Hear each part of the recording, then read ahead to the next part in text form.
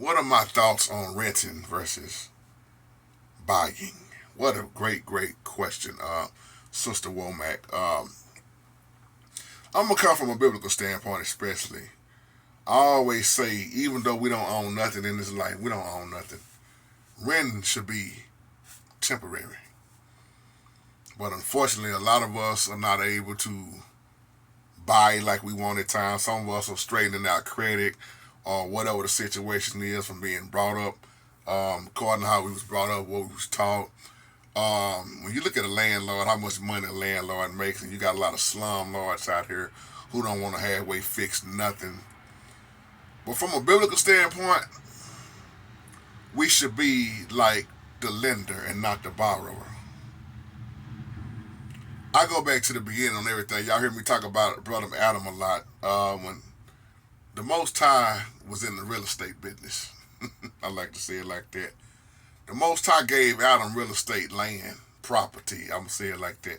Adam just had his job with the garden.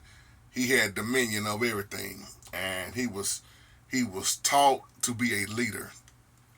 And that's why the Bible speaks so much about land.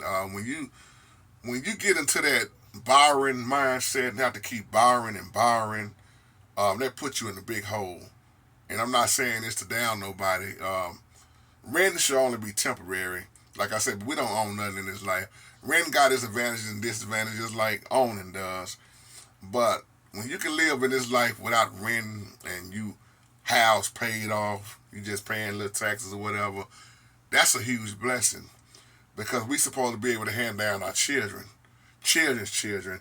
You know, as the Bible says, a good man, his reputation, his name, a good man leaves a good inheritance. But so many times in this life, we get caught up in working and trying to catch up, playing catch up. And that rent can turn into a rent from temporary to rent for 20 years, 15 years. I know, guilty. And it's like, whoo, man, it takes a lot out of you while you making somebody else rich. And you got to learn how to be a good steward. And that's why we all learning. We learn from what not to do no more, what to do and what not to do.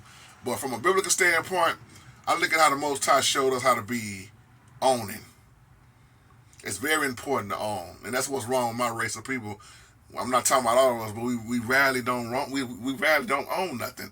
And when you don't own nothing, you really don't have a lot of power, a whole lot of control to do things because even the ones that say they own, a lot of times they are owned by somebody else. They got to play it by somebody else's way. But until you really come into the establishment of having your own without having to answer to everybody, so it's always best to be like, the lender. And even if somebody do borrow something from you, especially according to who it is, and I know that's tough, man. When you according to who it is, you lend with a good heart.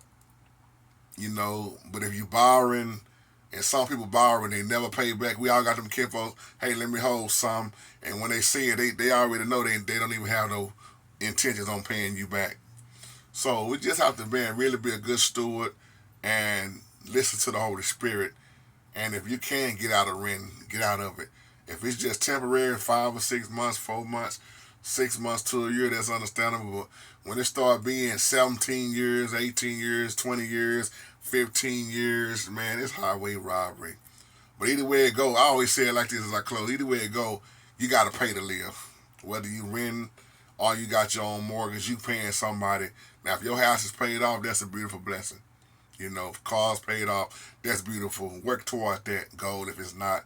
But just give me some feedback and let me know what you think on this video. And love you and shalom.